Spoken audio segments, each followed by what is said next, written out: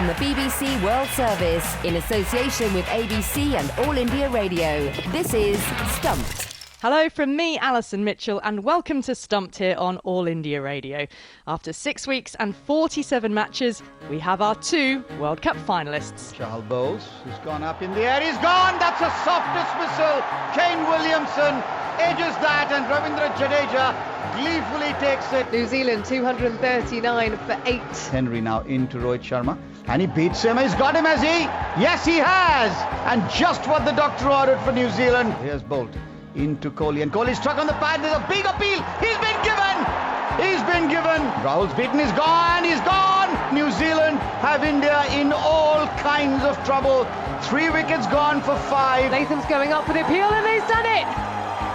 The final wicket falls for India. We'll go into another match and try and implement similar things that are important to our side that gives us the best chance of success. Jofra Archer then is going to bowl to Finch. Oh, he hits him on the pad. Appeal flag before wicket.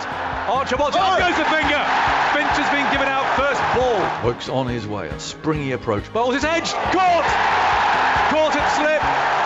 Bairstow takes the catch. And now Warner is out for 9. Australia all out with 7 balls left for 223. Smith again. Bowls to Roy. He's going another one. It's a huge one. It's a monster. And Morgan heaves that away over mid-on. And England are through to the World Cup final. What a famous victory here today. New Zealand, they're a really tough side to beat, but as a team, we'll remain focused on ourselves and give it absolutely everything. So there you have it. We will look ahead to tomorrow's final later in the show. But first, let's talk about India's shock semi-final defeat to New Zealand. It was a 2-day affair. In the end, it had to be finished off on a second day because of the weather. New Zealand managed 239 for 8, and the whole of India's run chase started on day 2. Rohit Sharma, Virat Kohli, KL Rahul, each out for 1. Matt Henry and Trent Boult leaving India reeling at 5 for 3. And it was scarcely believable that it could be a rout. And yet it wasn't a rout because MS Dhoni, king of the run chase, came out. And despite some late heroics from Dhoni and Ravi Jadeja with the bat, they took India close, but not close enough. All out 221 in the final over. So an agonising 18 runs short in the end. And the magic arm of Martin Guptill affecting an immensely important direct hit run out to get rid of Dhoni. Well, Prakash Wakankar from All India Radio is with me. Prakash, India started out that semi-final as favourites, led by Kohli, possessor of Rohit Sharma, hitter of 4 World Cup hundreds, but ultimately disappointment for all of the team and 1.2 billion people. Yes, indeed. That is, I think, very well put. As I think it was Virat who probably said it, 40 minutes of madness put paid to probably 4 years of hard work. It was really the first 15 overs, wasn't it? Or first 15 balls, I should say, not even overs, on either innings. India started off, remember, with I think about almost 3 overs of maidens. The difference was India had taken only 1 wicket. New Zealand, on the other hand, polished off the top in those 10-12 deliveries. And I think from there to come back was always going to be hard. And yet Jadeja played what I think is arguably now one of the finest one-day innings in the circumstances. Mahendra Singh Dhoni, I have never seen tears in that man's eyes on a cricket pitch.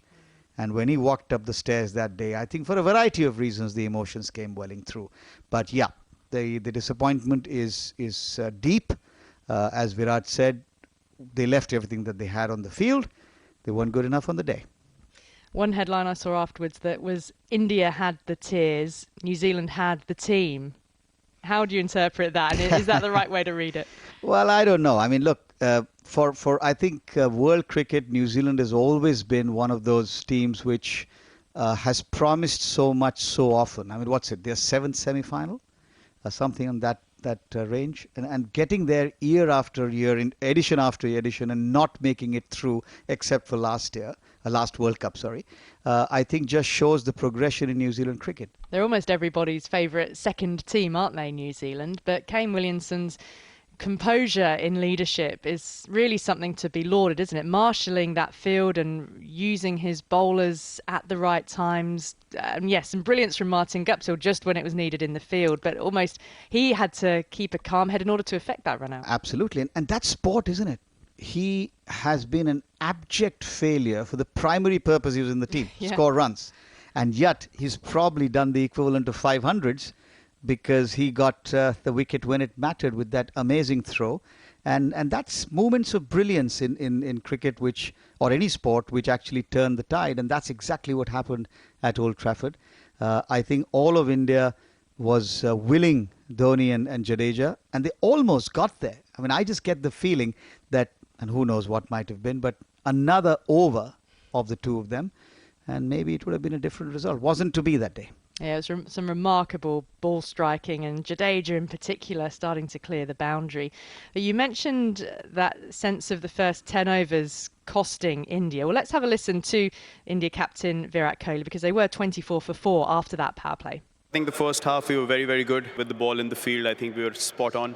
Absolutely what we needed to get, we got in the field, and we thought we had restricted New Zealand to a total which was quite chaseable on any surface. But yeah, the way they came out and they bowled in that first half an hour really was the difference in the game. How did you feel, sort of a two-day, one-dayer? How did you feel when you woke up this morning coming to the ground, the confidence levels? Yeah, it was fine. I mean, we knew that we had a good day yesterday, and we were very proud of that effort. And then a very professional effort again with the ball today, this morning. So we felt like we had the momentum and we had the right mindset to go in. But the credit has to go to New Zealand bowlers, because with the new ball, I think they're outstanding with the areas that they hit and the kind of swing that they got on the surface, the help that they got from the surface. So I think it's the skill level that was on display for everyone, and it made life very difficult for the batsmen. Incredible fight back as well, MS and Jadoo there through the middle and the latter parts of the game. What were you thinking then? Were you kind of thinking they might have got you home? Yeah, for sure. I mean, I think Jadoo had an outstanding couple of games. The way he played today was, a great sign for his skill sets and what he can do for the team. And just going out with so much clarity and turning the whole game around in no time was outstanding to see. MS had a good partnership with him again, and again, game of margins, got run out in the end. Could have been anyone's game. So, yeah, look, always feels disappointed when you've played such good cricket and then 45 minutes of bad cricket puts you out of the tournament. So it's difficult to accept. It's difficult to come to terms with. But look, New Zealand deserve it because they put enough pressure on us and they were far more sharper when it came to the crunch moments. Well, that was Virat Kohli speaking to Simon Doull immediately in the aftermath of that final. Just on Jadeja, Prakash, do you think he should have played more throughout the tournament? Yeah, I personally felt that right from the beginning. I think it's been a question of the whole tournament. If you look at it, wrist spinners were expected by most teams who had them to maybe people who will make a huge impact on the game. None of the wrist spinners actually have made a huge impact. Yes, there have been pieces of brilliance. Babar Azam's delivery from Kuldeep Yadav, Imran Tahir a couple of balls. But Zampa has made way for Lyon, and Lyon's been that much more impressive. We've seen that happen repeatedly. Finger spinners actually doing better. And I think Jadeja not being in the side was to do with the two wrist spinners that India were playing. And what about then Kohli's comment, which you picked up on, about saying, one 45-minute session of madness sort of cost them the World Cup? I think he went a little bit further in the press conference afterwards, suggesting that perhaps the ICC need to consider the overall format, because you make the semi-final on the basis of finishing top of the league table, and then boom, you go out like that. But to my mind, that's tournament cricket. It is. Yes, you get into that position, and sure, they had the advantage of first v fourth, and they also would have had the advantage because if it had rained that second day, they would have gone through by virtue of finishing top. Tournament play has to be exciting, dramatic, and winner takes all, doesn't it? Correct. Yeah, and let me just put that in context. It wasn't a comment that Virat made. It was a question that was asked of him. Right. To say, do you think the administrators should look at a format of qualification similar to what happens in the IPL? And his specific words, if I recall correctly, in response to that were, if there is to be additional value placed on topping the table, then those could be the kind of formats that should be considered. And if the administrators so decide, in the future it will happen. But he was quick to add that we all knew what the format was, and we came in here with our eyes open. Yep, you have to, don't you, in tournament play, and that is part of the skill of it, understanding what the permutations mean. Yes, you start clean again. Yeah. What of the future of MS Dhoni then? You mentioned the emotion as he left the field. Yeah, I've got to make sure I don't choke. I mean, the fact is, MS Dhoni, like so many great cricketers that different countries have had, has had such an immense impact on the game. that the day is bound to come, and I think it's not very far, when he's going to decide that he's had enough and he's going to walk away. My own feeling is he'll walk away on his own terms, and he'll walk away very quietly. I don't see a big hoopla happening around his departure whenever that happens. I think it would have been great for him to sign off with the trophy at Lord's, but that's not going to happen. His contribution, I think, is going to be as much in developing and evolving Virat Kohli as a captain. Once he walks out, Virat is going to then have to look at Rohit Sharma as the only person he can sort of go to. Will he be able to go and field in the deep and so on and so forth? But coming back to MS, I think he's done everything that he could. He's been criticized a lot, and that's a bit of a shame, but that's how fickle fans can be. You take it with the way it comes. I just think he's been a yeoman servant of the game. His personality, his behavior, his conduct, not a whiff of controversy. Very much in a Tendulkar mode, but in a very different manner, coming from a small town. And I think if I was to pick one contribution amongst the many, then the belief to small town Indian cricketers that you can rise to the pinnacle is what MS has done. Wonderful words. We'll remember him for the long hair when he first came on the international scene, for the helicopter shot. But I think, as we saw in that semi-final, his coolness, his talent, his leadership as a player, despite no longer being captain. So a wonderful, wonderful player whenever he does decide that he has had enough. As someone said, he will always be my captain. Beautifully put. Prakash, it's been wonderful to have you over, and thank you so much for being with us on Stumped during the World Cup as well. And of course, you've been commentating on Test Match Special, so it's been wonderful to hear you on the commentary as well. Thank you, Alison. Always a delight to be here. Have a very safe trip home. We'll see you again soon. From the BBC World Service, this is Stumped on All India Radio.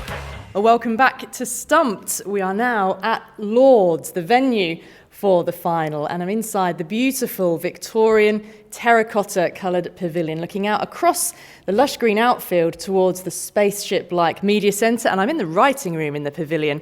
There are chandeliers above us and beautiful decorative ceiling, and you might even hear the ticking of a grand old clock in the corner. And I'm here with Jim Maxwell of ABC and Bryan Waddle here as well from New Zealand Radio. Welcome to you both. Jim, first of all, just a reflection on England-Australia, if you could, because, wow, what a game that was and what a result for England. Yes, Edgbaston's definitely a bogey ground for Australia. I think we can say that for sure. And that match was probably an entree for the main course of the Ashes. And some of us not really looking forward to that. But the fact was yesterday, having made the decision at the toss that everyone thought could be influential in an Australian victory, it turned out the other way. There was a bit of freshness in the pitch. England got 3 wickets, and really after 40 minutes the game was all but over, despite the efforts from Smith and Carey to resuscitate the Australian score. It was never looking on that improving surface for batting to be enough.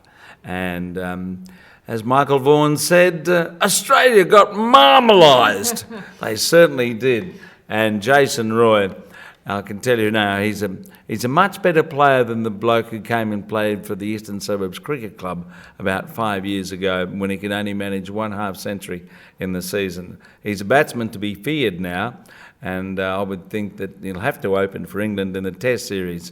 That was a rousing performance and it just blew Australia away. So England have been a good side for some time, and I think they proved it. And as Nathan Lyon said rather cheekily after Australia lost to South Africa, and that was the key game for Australia, I think, this is England's World Cup to lose. Bryan Waddle, welcome to Stumped. It's good to have you on. Goodness me. Nice to be here. At Lord's today then. I mean, Jim mentions that word fear and marmalised. Marmalised. I have it on my toast. Don't we have it on our toast? This is a lovely room. I have never been past the front door.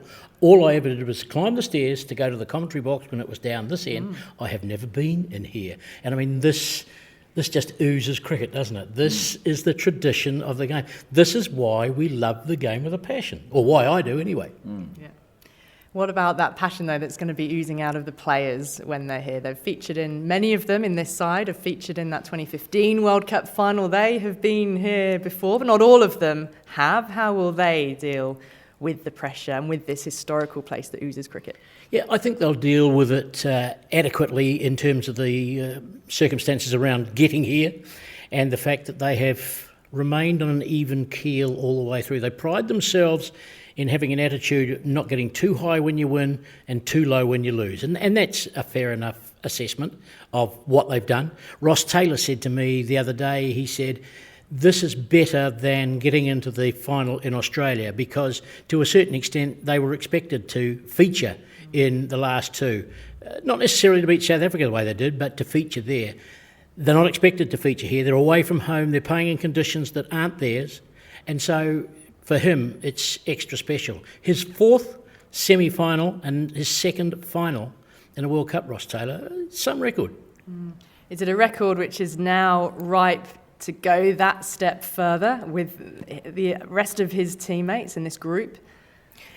England have set the standard pretty much over the last couple of years, and even to a certain extent the way they've played here. Yes, they had a few blips along the way. New Zealand haven't played as well as I know that they are capable of, but they got to the semi-finals and they won a match that they probably weren't expected to win. They will know that they, again, the underdogs. England are the favourites. I think I sensed that there were some celebrations going on yesterday when England beat Australia because that is the old foe. Mm-hmm.